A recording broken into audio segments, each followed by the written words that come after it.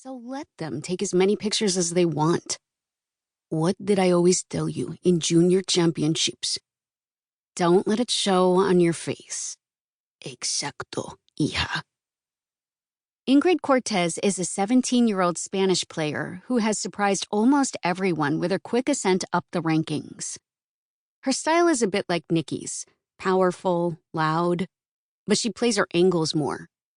She's surprisingly emotional on the court. She hits a scorcher of an ace past Nikki and hollers with glee. Maybe it's Cortez who's going to stop her, I say. My father shakes his head. Lo dudo. He barely moves his lips when he talks, his eyes consciously avoiding the camera. I have no doubt that tomorrow morning, my father will open the paper and scan the sports pages looking for his photo. He will smile to himself when he sees that he looks nothing short of handsome. Although he lost weight earlier this year from the rounds of chemo he endured, he is cancer-free now. His body has bounced back. His color looks good. As the sun beats down on his face, I hand him a tube of sunscreen. He squints and shakes his head, as if it is an insult to us both. Cortez got one good one in, my father says, but Nikki saves her power for the third set. My pulse quickens. Nikki hits 3 winners in a row, takes the game.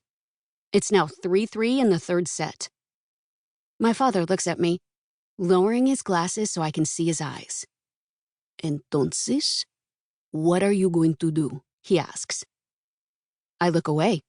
I don't know. He puts his glasses back on and looks at the court, giving me a small nod. Well, if you do nothing, that is what you are doing. Nothing. Sí, papa, I got it.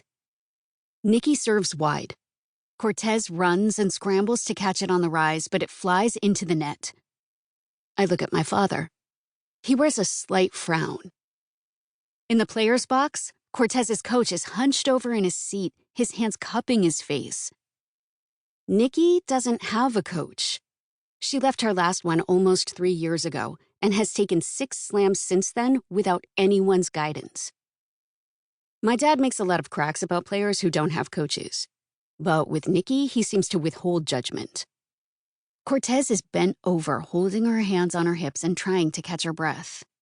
Nikki doesn't let up. She fires off another serve across the court. Cortez takes off running, but misses it. Nikki smiles. I know that smile. I've been here before.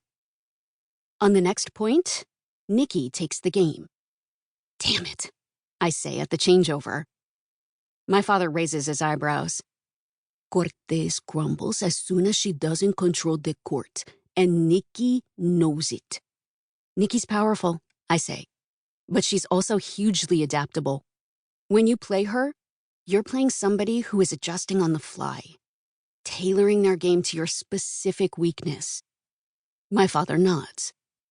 Every player has a weak spot, I say, and Nikki is great at finding it. Right. So, what's hers? My father is now holding back a smile.